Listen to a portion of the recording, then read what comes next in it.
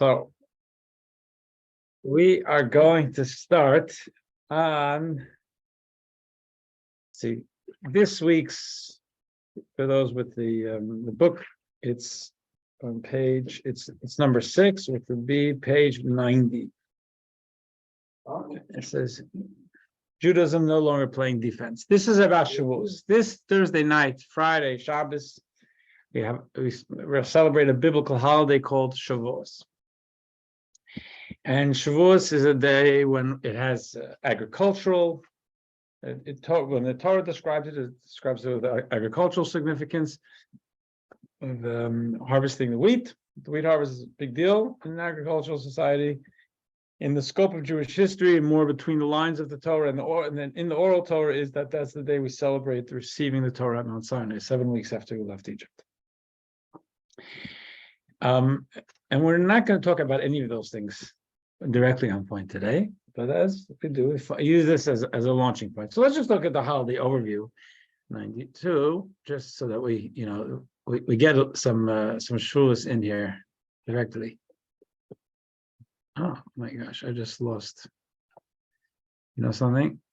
There's something going a little wrong here. So excuse me, everybody. I'm going to have to do something again.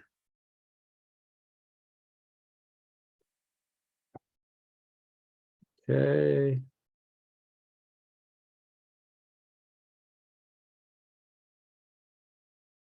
Let's see if it works now.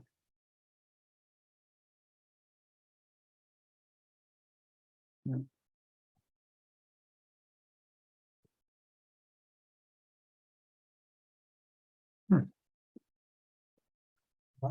Don't say anything. Okay, right, Laurie. Okay, so now we're going to try and share the screen. Oh, now it's working. Okay. So on the screen, you'll see what we have here in our books. The Torah was given by God to the Jewish people of Mount Sinai more than 3,300 years ago. This year is the 3,335 years. It's the anniversary.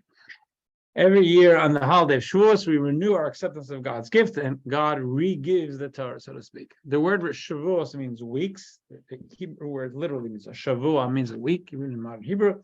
Shavuot means weeks. We count weeks between 7 weeks between Passover and this holiday. And this holiday marks the completion of a 7-week counting period that began during Passover. The giving of the Torah was a far-reaching spiritual event, one that the essence of the Jewish soul for all times. No, okay, so that strikes that, I guess, the essence of the Jewish soul for all times.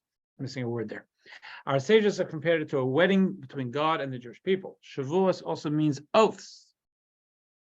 For on this day, God swore eternal devotion to us, and we in turn pledged everlasting loyalty to him. In ancient times, 2 wheat loaves would be offered in the Holy Temple, again, to celebrate the wheat crop. It was also at this time that people would begin to bring bikurim, and it's an agricultural society, and there's a very strong agricultural component to Judaism in the times of the temple when the Jews are in Israel. And one of the things was bikurim, first fruits, the first and choicest fruits to thank God for Israel's bounty.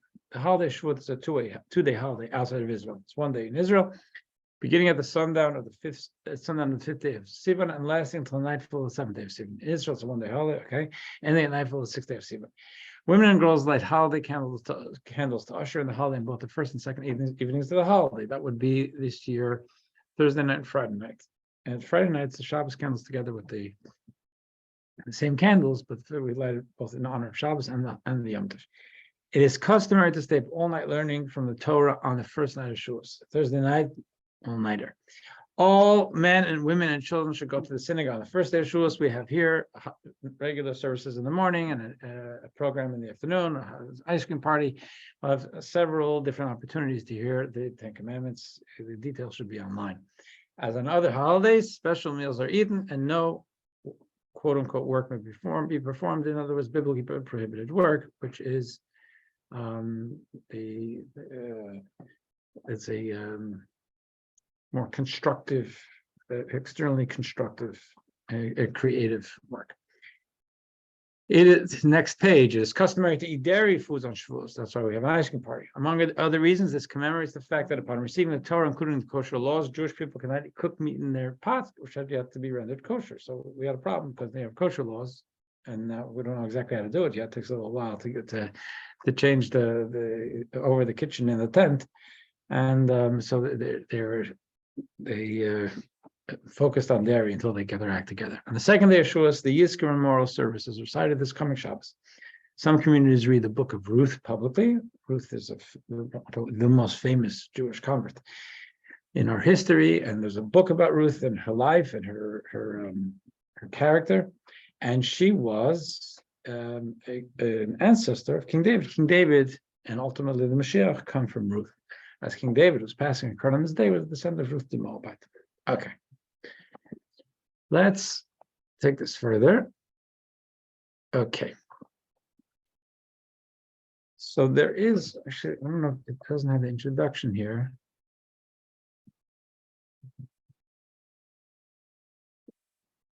Okay, so there's in the book, but not online, it says, Yearning Airport and a group of Jewish men formed a minyan with talis, tefillin, and the works. They aren't being obnoxious about it, nor are they overtly in anyone's way, but they aren't exactly hiding in an inconspicuous spot. I don't know how many of you have had this. What would you do? Choice number one, join enthusiastically, irrespective of what people may think. 2, applaud silently from the side, but not join, not wanting to invite scrutiny or unwanted attention. 3, feel offended or ashamed by this overt display of public Jewishness in a secular environment.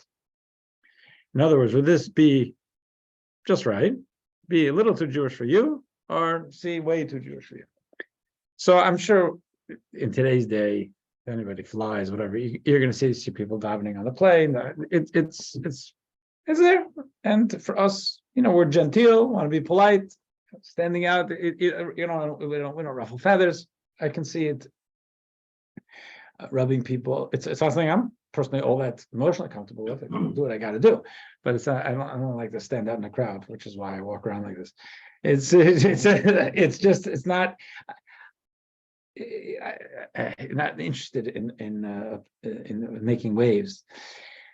But it's interestingly with this, maybe 10 years ago, I got a call from someone, and he wanted to come by and meet, and we did meet, and we're still in touch. And the reason he wanted to meet was because he said he and his wife, he's Jewish, his wife is Jewish, they've been very minimally involved. And he said, but he must have grown up with something, because he knew more than a Jew would know just from watching Seinfeld. I mean, there's something there. So he says to me, I was in an airport, and the flight was delayed, and people go around they're making a minyan. They're looking, so they asked me, "Are you Jewish?" He says, I was so embarrassed. I said, no. And he said, I kind of look Jewish. I think they may have known. And afterwards, I was thinking, did I just say I'm not Jewish? So it really bothered him a lot. He said, I wasn't comfortable joining. I could have said I'm Jewish, but I don't want to join. But I was so really, he said I was embarrassed of what was going on there, that I really wanted nothing to do with it. And it bothered him a lot. That's why he came by to, not that I have confession sessions, but we were just talking about it, because his Jewish identity, which was very latent for decades, and now came up, and he like pushed it away. It brought up a lot of stuff in his head. And I bring that up because I cannot understand them. I wouldn't have made that choice, obviously, and they wouldn't have had to ask me if I'm Jewish. But the public displays, it's really not our way, ours as a normal American society. Yes. Okay. Let's say, for instance, I was in the airport and I felt like joining in. Would they have had an extra yarmulke with them? Very likely. Well, the truth, I don't know how many people carry extra yarmulkes, but they would have invited you to be part of the menu without a yarmulke. And probably somebody, they might have figured out, one of them maybe taking a paper towel, put it on his head and giving you the yarmulke, or maybe you would have preferred the paper towel. So whatever, I don't, usually these things are ad hoc, right? I happen, because of what I do, I carry extra yarmulkes in my glove compartment, but not on a plane, actually. I wouldn't have had an extra yarmulke for you if I'd have a hat, whatever, so, but I'm sure they would have been welcoming to you. But they would not have asked me to join the committee. They would have asked you if there's anything they can do for you. So Anything to make you comfortable. This question is really, no Orthodox minion would come over to me and ask me to join. You're probably right. I'm gonna guess you're right.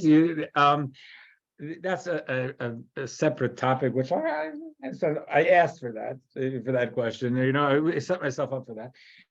That is what it is. That is certainly the practice. I don't think it's meant at all to be disrespectful to women, but it has been the practice for thousands of years, the way that the Talmud derives the idea of a minion. But one thing I can tell you is, I'm sure that if there was something that you needed, a ride from the airport or whatever it is, and then you being a Jewish woman, they probably would have wanted to extend themselves to help you. I hope they would have extended themselves for someone who's not a Jewish woman too, but it's they would see you as a member of the family, which they should. But for the minion, I'm guessing you're correct. Okay, all right. So now let's get into a little bit. We want to talk about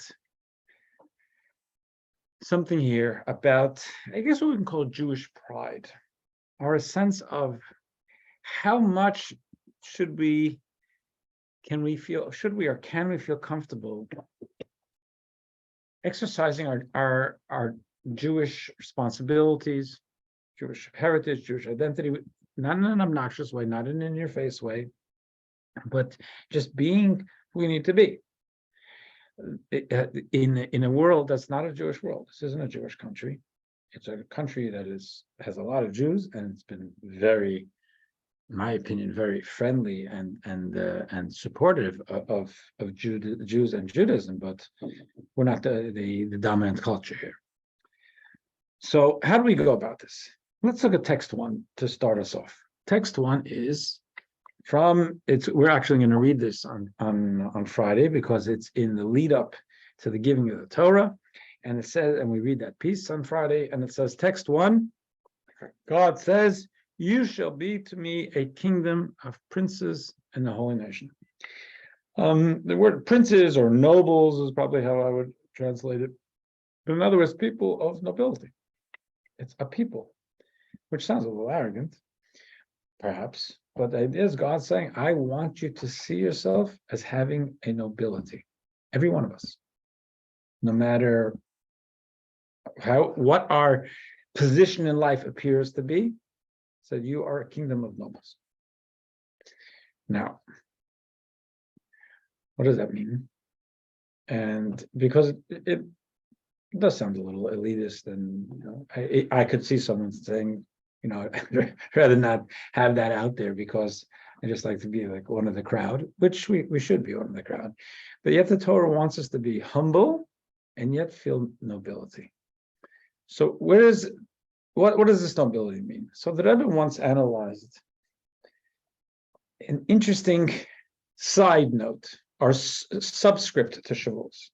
Shavuos has a fundamental connection with 3 people of great nobility. Moses, we know why Moses, because Moses gave us the Torah. King David, his yahrzeit was on Shavuos, and Rabbi Yisrael Baal Shem Tov, the founder of the Hasidic movement, also passed away on Shavuos. So let's look at that. It's text 2.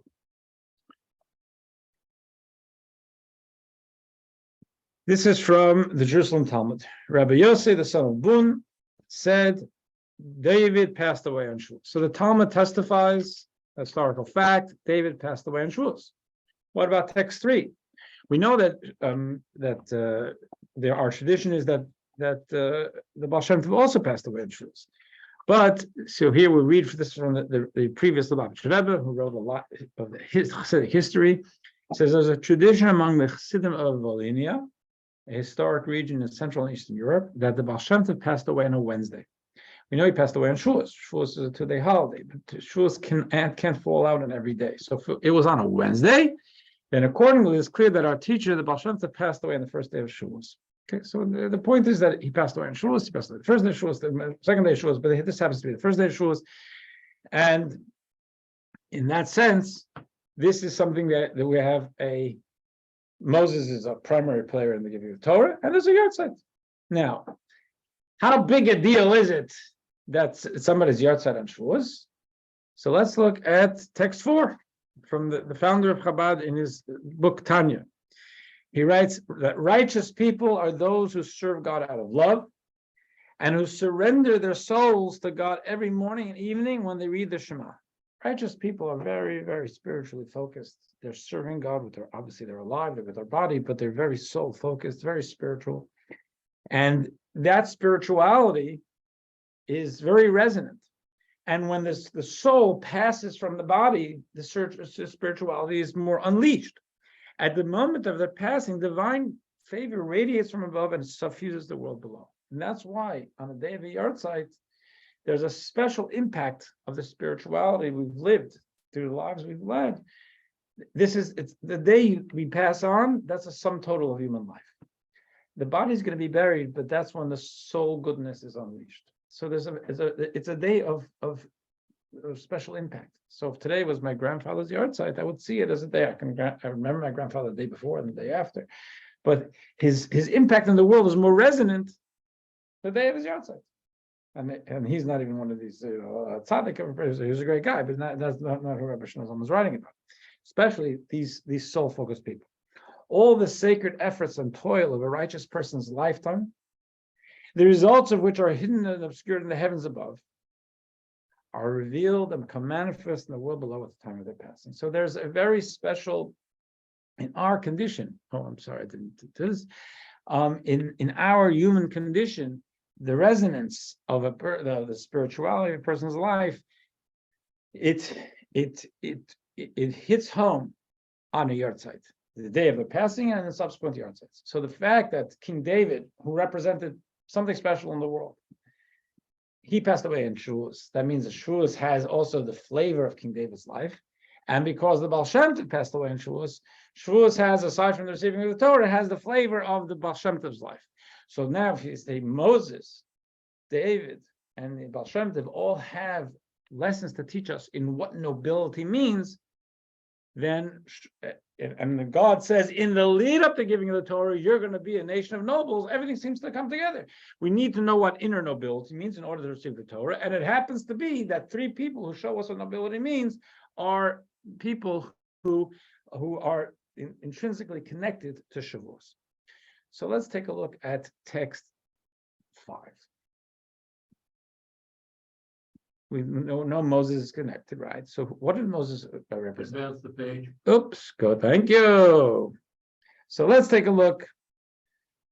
First of all, we say, Yocheved, Moses and Aaron's mother received priesthood and the kingdom. Aaron was appointed high priest, Moses was appointed king. As the passage states, he was a king in Jeshurun and Israel. So first of all, before we get to what the nobility means, let's establish that they were indeed noble from the perspective of Torah. Moses is called a king. It wasn't a conventional king. He didn't have a court. The laws that go together with a king. But in the Medrash, in Talmudic literature, we see him as being the equivalent of what would have been a king. So Moses has this nobility. Text 6 about King David. Once David was anointed king, he acquired the crown of kingship. Afterward, the kingship belonged to him and to his male descendants forever. As the Torah states, your throne will be established in perpetuity. God assured David that the monarchy would never be taken from his descendants. So even though we had many kings in Israel, a lot of them weren't good. But we had when we sing David Melech Yisrael Chai V'Kayom, that David, king of Israel, is still really, Chai V'Kai means still alive. He's not alive. We buried him, but that his presence is there. He is really the quintessential king of Israel, and it's his line that goes from perpetuity. When we speak about Mashiach, who's we haven't had a king for a couple thousand years, but the king we look forward to, it has to be a descendant of King David, because King David's monarchy that's the idea, the presence of monarchy in the Jewish people. And it was, David was the first king. Actually, the first king, was King Saul, who was not from King, was from a different tribe. But and his even though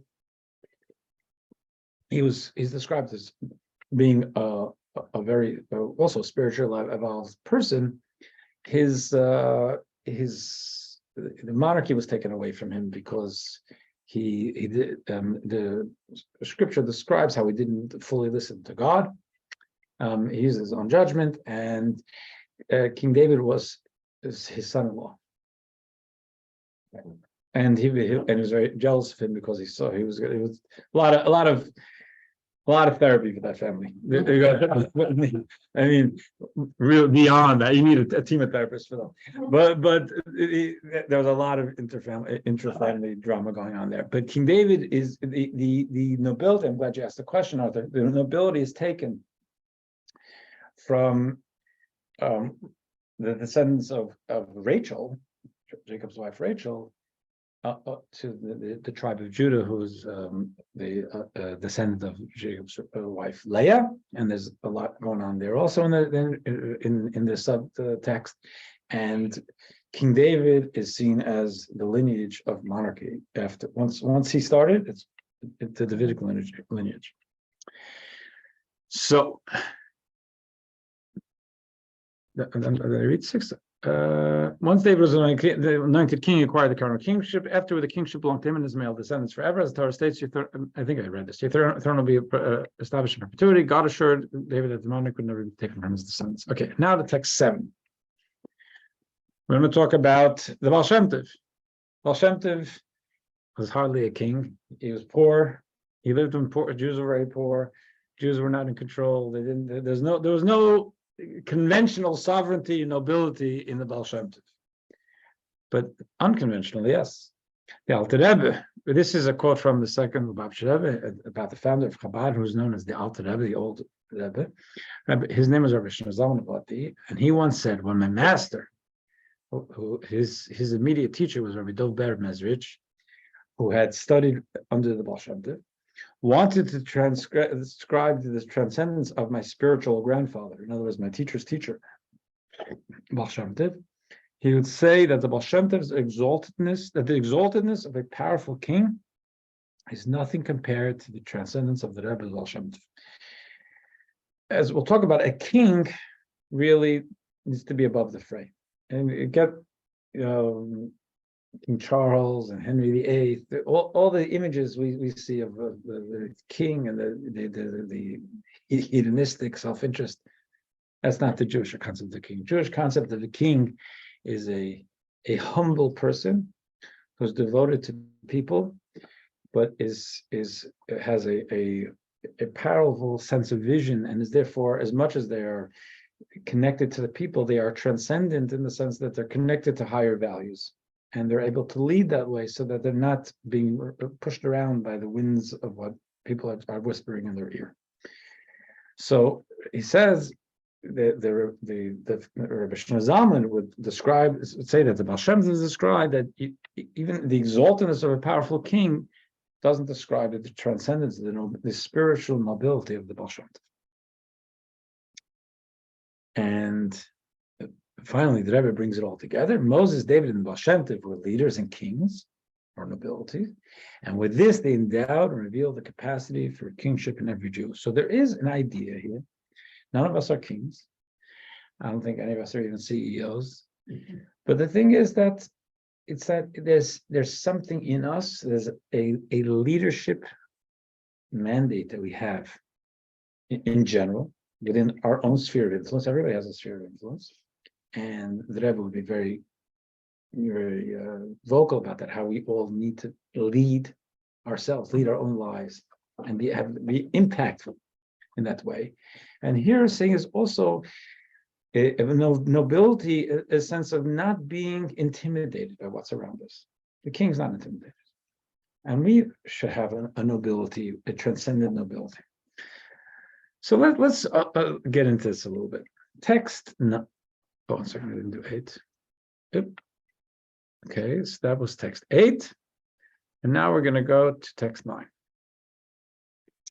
The primary facet of kingship is transcendence. Now, why transcendence, you think that's for maybe a monk on a mountain in Tibet, meditation. What does kingship have to do with transcendence? The idea is that emotionally and psychologically, the monarch is exalted and above the nation. The monarch knows that their vision is critical for the needs of the people. And when the monarch knows that his or her judgment for the people is important, that's what the monarch, where the monarch needs to go. It's not so much as putting a finger to the wind and saying, what people think. You want to do it in an acceptable way, but the king needs to lead, and the leadership requires not being bogged down by, oh no, what's someone going to think of me, or will I ever be reelected? To the point that he may not lower himself to perform menial tasks. One of the reasons the Torah says that they shouldn't perform menial tasks. The idea is because we want, in the monarch's mind, they need to know that they have to live up to their position. So his personal needs must be provided by the nation without limitation. Again, to our earlier point, this would apply to a queen too, but here we're talking about a king. His personal needs must be provided by the nation without limitation. No one in the country can prevent the king from doing what he wants to do. The Jewish people are endowed with a similar capacity as Mount Sinai. Torah raised us up high above the world. This is the Rebbe quote saying. What do you mean we're high above the world? I'm very much in the world. I have to pay my mortgage and I'm bound by physical limitations. But what he's saying is this means that with respect to Torah mitzvahs, we must behave like kings. We must devote ourselves to mitzvahs as if we have no other tasks or concerns on our minds. No worldly consideration should ever keep us from fulfilling a mitzvah. So I'm not very comfortable putting on tefillin on a plane because I don't want to inconvenience people. So depending on the timing, I'm going to daven before I get on the plane. I'll daven after I get off the plane. Sometimes in a corner of an airport if it's getting late. What if it's a long flight? What if it's not? There's no chance. Then I have no choice but to say, and this is. I mean, I don't fly that much, but it just happened to me, and I will tell the steward or stewardess, this is what I'm doing because I don't want them to be alarmed. Talk to my seatmates. Say this. I'm a Jew. I'm going to pray. And I try not to inconvenience them at all. And I'm putting on a towel seat. I can whack them with that. It's really that's not a joke. I have to position myself because I don't want to inconvenience anyone. And I mean today, the stewards, the stewardesses, I think the old flight attendants, good. The flight attendants all seem to be pretty knowledgeable about that. They've seen it before, but it shouldn't be an option to me to say, I'm just not going to do it. How can I not do it? This is my mission. So. Well, if you were a Muslim, they wouldn't have a problem. Why? Just get kneel down. What's that? Just kneel down. Put your prayer rug. And bring it. Yeah, but even with the prayer rug, they probably should let people know before they're doing something, because I hate to say especially there, but I think, at least in my feeling, if I'm going to do something unusual, I want to let people know if I can. I'm not looking to. I heard that a long time ago. I heard that El Al stewardesses were unhappy when the plane took off, and they thought that. So there's no question that I have seen people pursuing their prayers in a way that was not sensitive to the needs of, sensitive to the airline staff or to the needs of the other passengers, and that's totally cringeworthy to me. That's horrible. It's I don't want to get into this, but it's like desecrating religion in order to pursue the religion doesn't make sense. But it definitely can be. And when you get to Israelis, kick it up a couple of notches. So El Al must have the whole department dedicated to that. Anyway, it must be part of the, like you said, part of the mitzvot, right? That you don't, when you do prayer, you do prayer, it's not. Yeah, but you want to do it right. There's actually, there's a lady here in Watchung, and I've known, she's one, but I've known two people whose job in working for Halal was interfacing with the observant community, trying to understand better and trying to convey, because it can be a clash of cultures, and it's what we call in Hebrew a chilul Hashem. Sometimes it's a black eye to Judaism if people who are expressing their religion outwardly seem to be insensitive to others. That makes no sense. That's horrible. Okay. So if you look at text 10a, just let's think about Moses for a second. Moses spoke to God. That'll do something. Yeah, that'll do something for your sense of nobility. That you're special. But aside from that, in text 10a on page 100, Rabbi Shmuel, the son of Nachmani, said in the name of Rabbi Yonasan that precious stones and gems fell from the sky along with the manna. In case you thought that it was just food that God sent to the Jews in the desert, it was not only that; it was gems and precious stones, which what you can do with them in the desert. But part of the idea was for them to feel that they're camping out, but that they have means. They could barter a bit with other tribes in the desert, but the feeling was that they are uplifted. There's a noble idea, noble feeling. And spiritually, in text 10b, the Jews in the desert could see God directly because he revealed himself to them with love. They were seeing, Jews in the desert were seeing miracles, they felt godliness, and they responded with spontaneous adoration in return and cleaved to God with delightful love. It was a very, very special time for the Jewish people in the desert because there was this open relationship between them and God. So for Moses, this idea of a spiritual nobility, that had to come pretty easy because they were speaking to God and they were living in a very exalted state. But now, less obvious, before we finish that, Moses, I'm sorry, before we go to the next one, Moses, 10c, whose primary element is Torah study, established and nurtured the kingship trait in every Jew.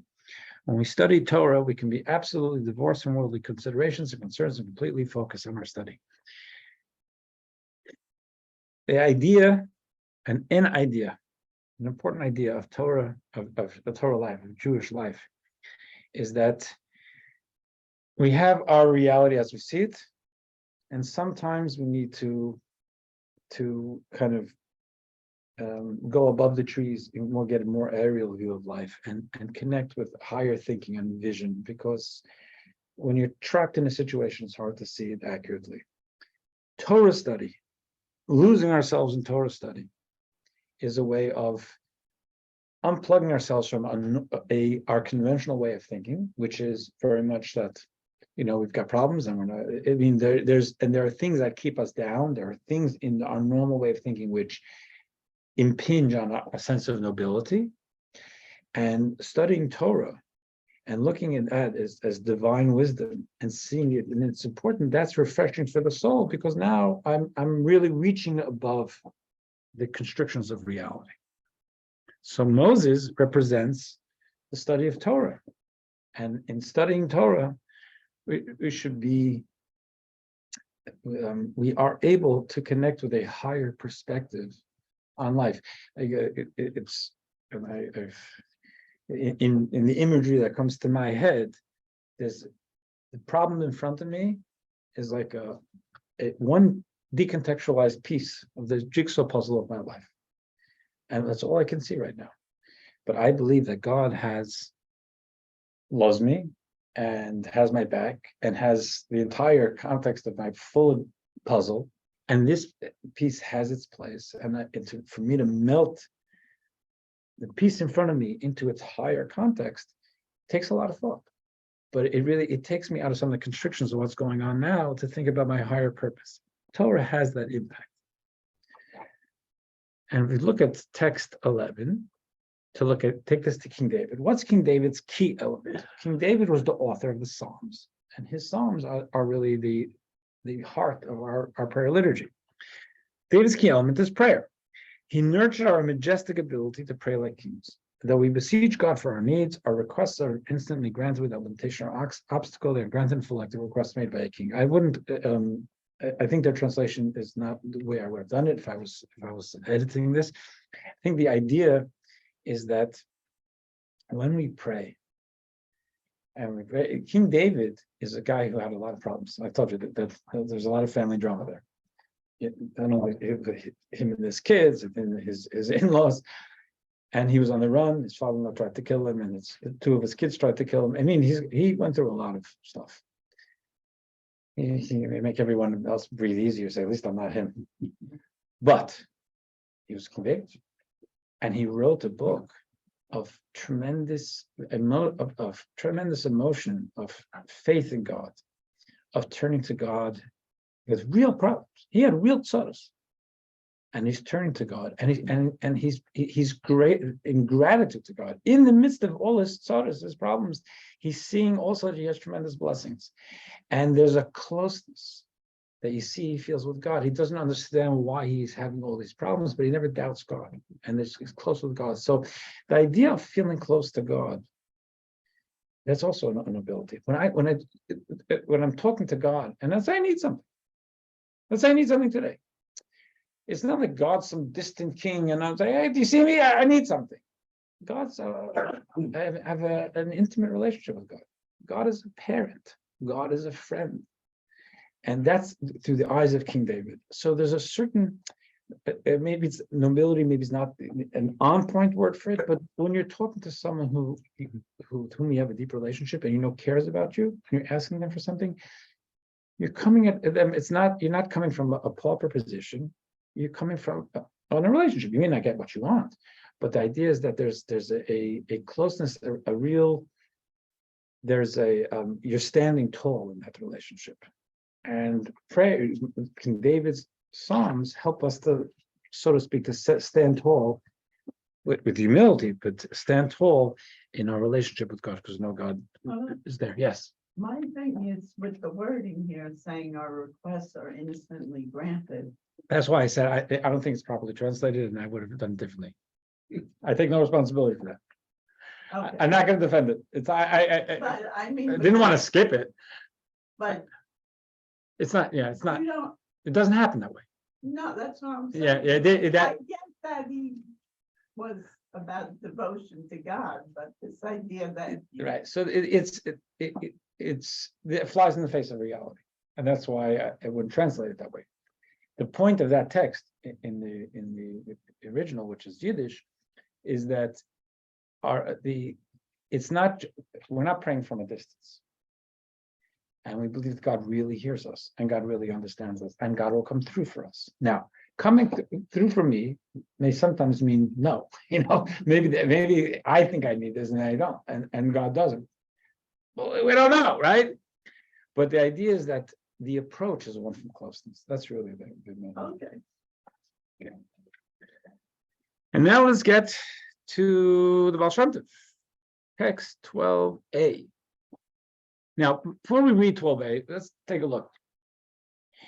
The Hasidic movement, without getting too deeply into the whole context of the Hasidic movement came at a very, very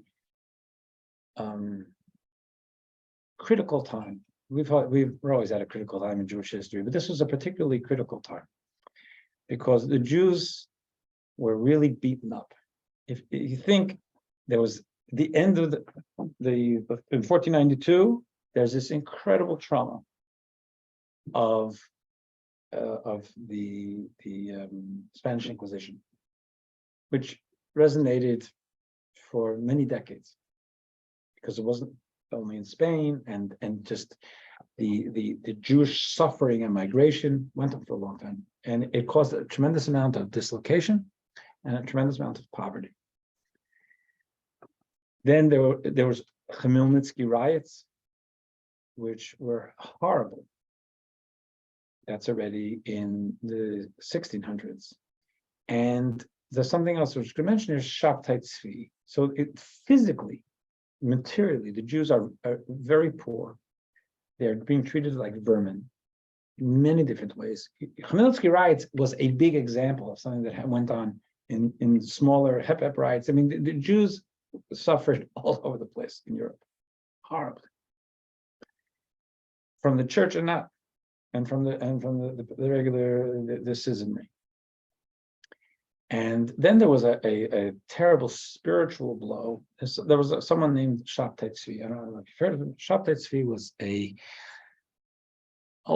either a lunatic or someone really bright and devilish. But no one knows for sure. But he certainly was a charismatic person, and he was in Turkey.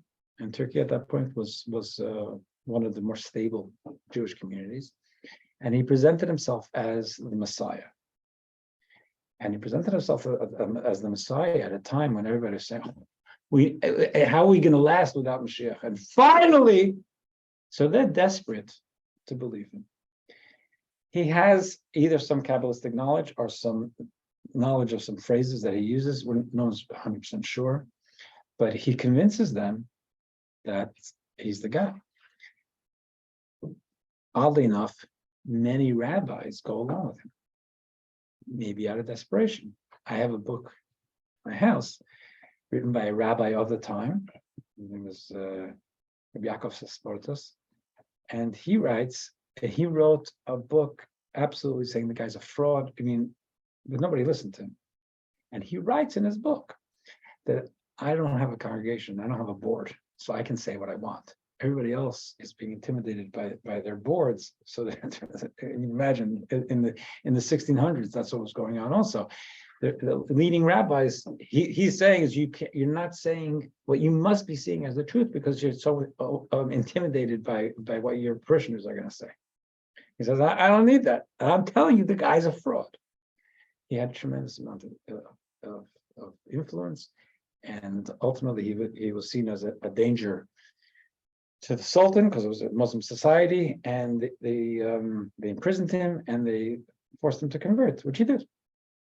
So imagine the Mashiach, everybody's saying, here's my hope. And now oops, he became a Muslim. With all the terrible physical oppressions that they'd gone through for 100 years now this was just too much. That for their hope. So he really dealt a terrible blow to the psyche, the psycho-spiritual standing of the Jewish people. It wasn't physical, it was horrible. And that's where the scene that the Baal Shem Tov entered. So let's look at the 12a. Again, this is not so much about Hasidic history, but just for context. During the late 17th century, European Jewry was still reeling from the devastation wrought by the Chmielnitsky pogroms of 1648-1649. The massacres left tens of thousands of Jews dead, and the grief-stricken survivors struggled to rebuild their broken lives and communities.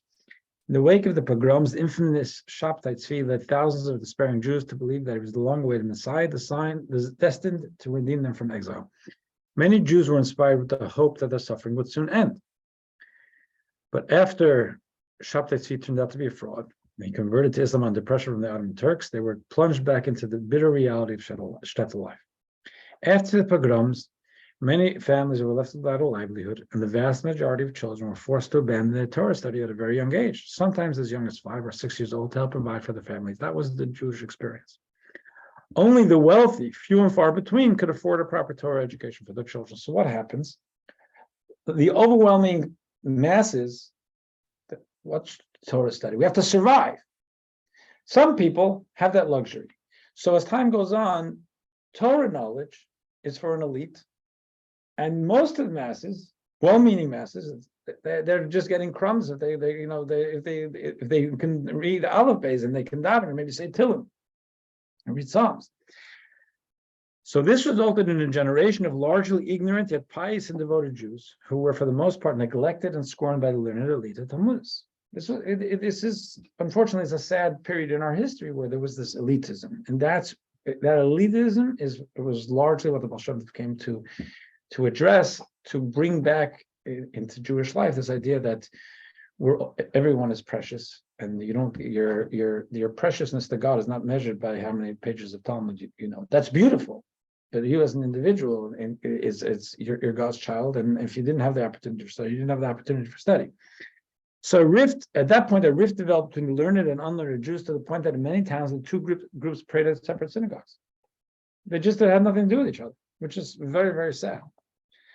Against this troubling backdrop, in the small Polish town of Tlost, on the 18th day of the Jewish month of Elul, in 1698, Eliezer and his wife Sarah gave birth to their only child, Yisrael. That was Yisrael Baal Shem Tov. That is the man became known as Baal Shem Tov.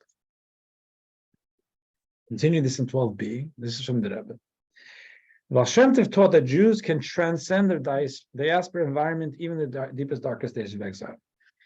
Baal Shem Tov came along and he was talking to Jews. And he was talking to Jews who were largely poor. They were still living in the painful shadow of a couple of hundred years of orchestrated systemic anti-Semitism, murder and anti-Semitism, and the terrible blow of Shabtai Tzvi. And his point was to say, you matter to God. He said, I want you to know you matter, because that's what the Torah says. He didn't make it up. He was taking Torah values, which had gotten lost in all the pain, and he wanted to drive home this idea: you matter to God, and you can connect with God. And prayer matters because God wants to hear from you. So he wasn't only for the ignorant; he was for all Jews. But part of what he was addressing was this divide between the Talmudic elitist and the ignorant, and that's why, of course, some people who were feeling threatened, they were against him too. But his point was that even in the darkest days of exile, you can find God.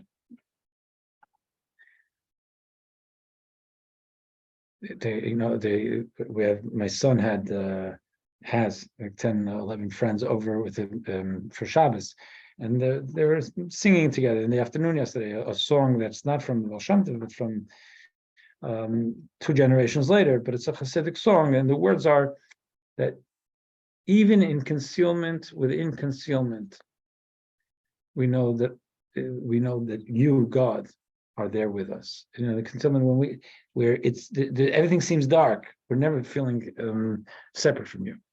We can regard ourselves as a kingdom of priests who are directed by God himself with divine providence. He guides each detail of our lives in a miraculous manner. We are even living in a crazy situation. This is God's world. Now, how God's world, I'm living under the communists, I'm living under people who want to kill me. Yeah, it's God's world can be a jungle, but it doesn't mean God's not with you. When we behave this way in exile, we demonstrate that we can be transcendent. That there's an idea, there's this, I don't want to take too long with this, but the Rebbe's father-in-law, the Rebbe made it out he didn't really suffer that much on their communists bit, and his father really was killed by them, but he was a bit younger. But his father-in-law, the previous Rebbe, was imprisoned and sentenced to death, and he had horrible, and ultimately because of American intervention, he was kicked out of the country instead of killed. But there are records, or there are narratives of how he dealt with KGB, and one of the things that a KGB agent picks up a gun and says, because he wanted him to give names, because he had an underground network of teachers and being able to keep Judaism alive in the Soviet Union. That was a capital crime. And he said, we give names, and he said, this toy has a way of making people talk. And the previous Rebbe said, that's intimidating to someone who feels that they have one world, this one, and you could take it away. If they have one word. They have one world, and that your toy can take it away. So I have no fear, because I live past that. And you're not going to intimidate me with that. There's a certain, there's a transcendence to say, why does God allow evil people to have influence over us? That's a perennial question, because God created a world which, until a Mashiach comes, there's going to be a perpetual disequilibrium, and we have to struggle against it. But ultimately, it's God's world, and if I feel connected to God, I have to realize that I can't be intimidated by things, and I can live in a godly way. When we behave this way in exile, we demonstrate that we can be transcendent.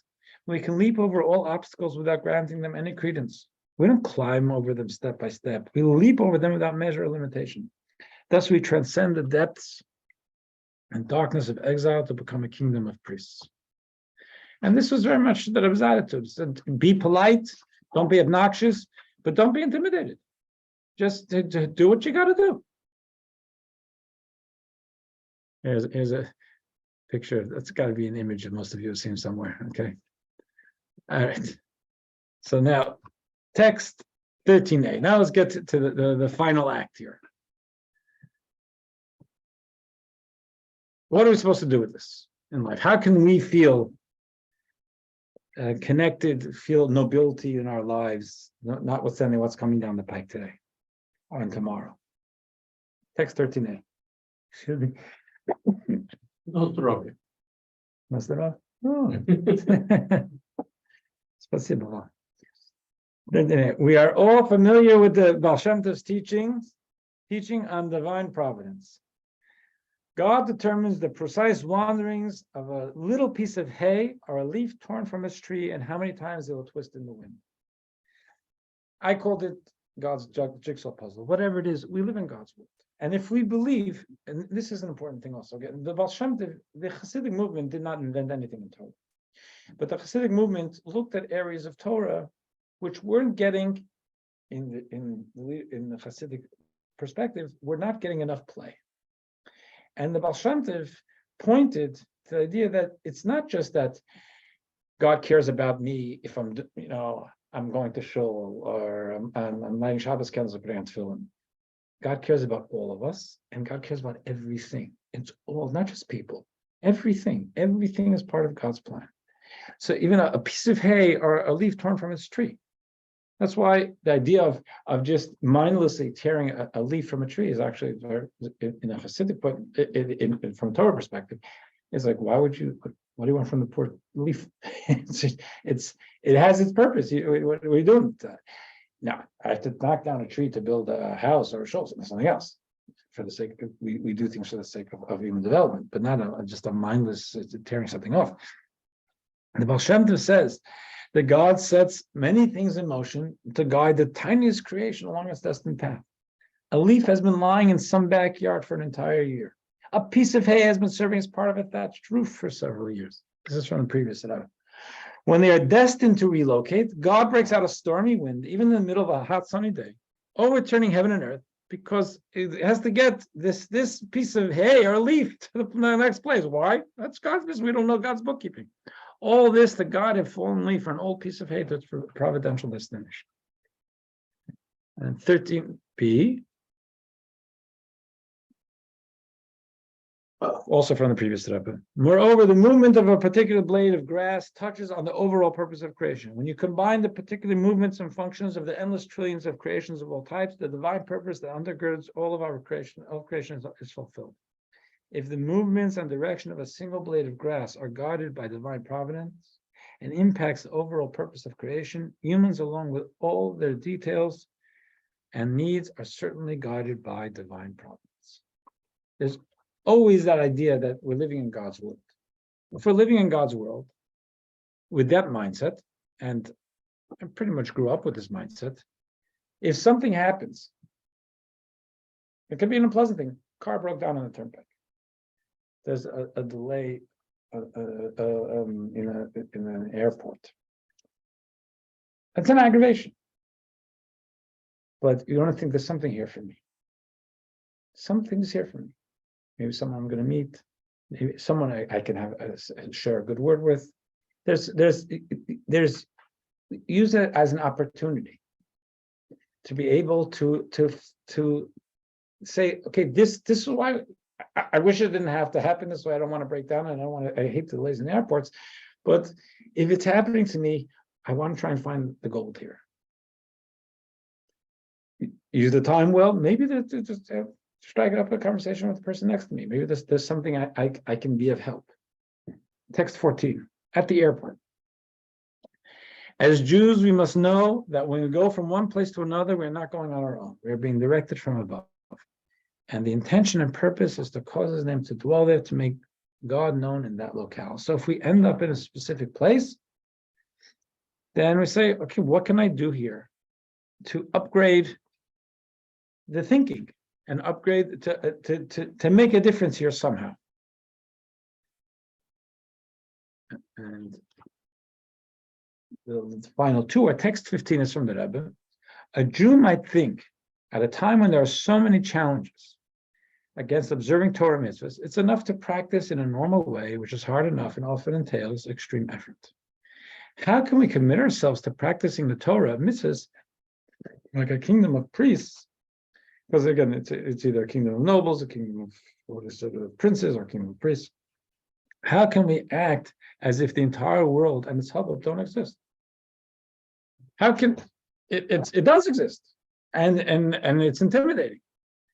So text 16, it says in the conclusion, whoever believes in individual providence, divine providence, knows that man's steps are established by God, that this particular soul must purify and improve something specific in a particular place. For centuries, or even since the world's creation, that which needs purification or improvement has waited for the soul to come and purify and improve it. Soul too has waited since it came into being for its time to descend to this world and discharge the purification and improvement missions it assigned to it. This is not the vaguest shadow of a doubt that there is not the vaguest shadow of doubt that wherever our feet tread, it is all to cleanse and purify the world with the words of Torah and prayer. We, all of Israel, emissaries of God, each as divine providence has decreed for us. No one is free from the sacred task that was placed on our shoulders. So this is really, I would say, a very, I'm sorry. This was a very central theme, I think, in the Rebbe's leadership. If you remember that this was after his post-war. It took over in 1950.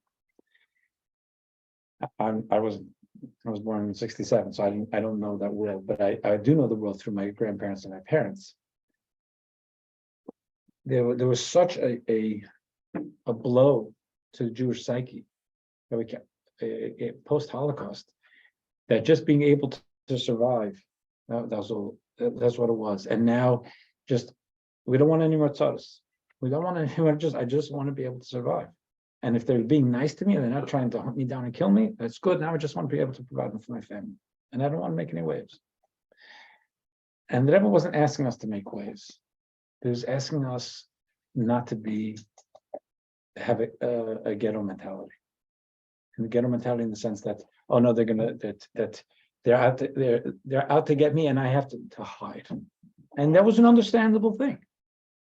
Because I've mentioned before that by a Fabreng, and there would be whatever thousands of people, and the Rebbe would speak. So to the Rebbe's right was he had a brother-in-law, his wife's sister's husband, also his son-in-law of the previous Rebbe, who was older than him, and was in charge of all the yeshivas. He used to sit to his right, and then there was a table, and on the other side, my father used to stand with other people, not just my father, a bunch of people stand. My father was there, and I was a kid. I used to stand there too with my father.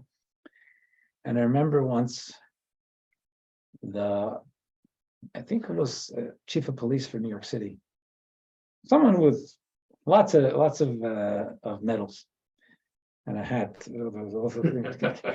came up to speak to the Rebbe. In the middle between his talks, there would be singing and people would say l'chaim. If there were any dignitaries, sometimes they could go over and say a few words to the Rebbe. It may be on video somewhere, but he came over to the Rebbe, and the Rebbe's brother-in-law started to freak out.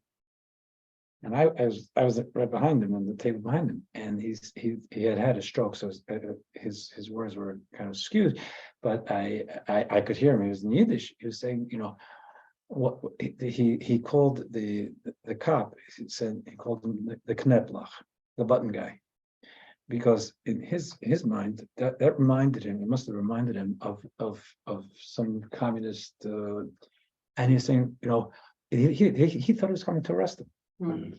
And I'm talking, if I was there, it was in the 70s, later 70s. And he was like jumping out of his seat. He was like, save him, It was like a flashback. I mean, the man had lived in this country for decades already. He came here in 1940. And this is 30 years later, and he's running these yeshivas. It was like a flashback. Who knows what these people, how they live, what they thought, at night or in the middle of the day. And the Rebbe was trying to gently but firmly say, we have to get back to thinking of ourselves with nobility. And we live here too, and we also have rights, and we want to do God's work here. And don't want to be obnoxious, and you don't want to, and it certainly don't want to desecrate God's name. But part of it is to say, I want to do it. I want to do the right thing. There's a rabbi who came, a Chabad rabbi. I have so many thoughts, but I'm going to end it here. There's one of the early Chabad families, one of the Chabad families who came to the United States earlier. Their name is Posner, and but they're true blue Chabad family from Russia, and they came to Pittsburgh. So Chabad, one of the early Chabad apostles was Pittsburgh. So the children, the Posner children, who are all older than my father, or the same age, they all were raised in Pittsburgh. So they were, like, when I was growing up, they were Chabad Chassidim who spoke actual English, American English. They not with an accent, and even if they were intelligent, if they had it right, they were like the American, the few American Chabad Chassidim from a previous generation. So one of them, who has since passed away, his name was Rabbi Zalman Posner, and he was a rabbi for decades in Nashville, Tennessee. And when I was a kid, he was the guy who spoke to the world for Chabad, because he spoke good English. He was very intelligent, and he was contemporary, but he had Chabad values. It was interviewed, like many people, thankfully, for their memories. And one of the things he said, and we gave it out one Friday night. So when he was a kid, he came to New York for Yom Tov and for Rosh Hashanah, and they were walking. They used to walk. Everybody would walk from 770 there, B'Shul, to Botanic Gardens for Tashlich. There's a service by running water. So it's down Eastern Parkway. 2 miles. And Maybe 8 blocks, 9 blocks. Not that far. Yeah, not that far. So he said, and that everyone would sing, wanted everyone to sing, and he was cringing. He said, I wanted to go. He was a kid. I wanted to stay in the back, like behind them, a block behind. I said, we're walking in the streets singing. Yeah, Mensch. It really bothered him. And he said, as time went on, he said, it happens to be that I eventually, and I can't remember. I could look it up because I'm sure it's online. He met somebody who came to 770, looking to understand more about his Judaism, or maybe upon his film, I don't remember.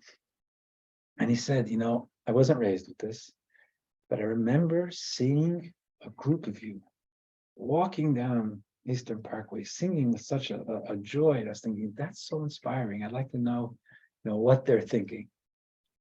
He said, it taught me, to me, as an American kid, I was bashful, saying, well, don't make such a tumult.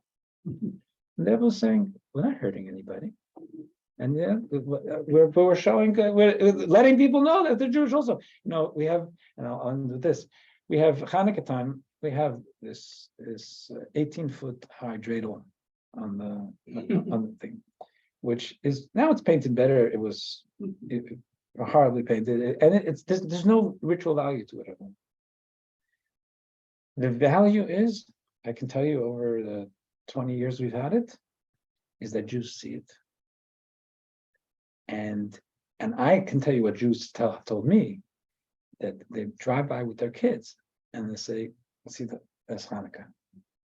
They're not coming in here to services, but the kids grow up in it's all Christmas. The malls are all Christmas. And they're grateful to be able to show their kids, see, there's Hanukkah in the street too. And I guess that's part of the idea. I'm not looking to attract attention, but sometimes you have to get people's attention because that's part of the job. All right, we'll leave it over here. Let me just stop the share. Key points. Key points, yes. Okay, so okay, okay. I'll do it. I'll go back to the key points. Someone's keeping me honest here.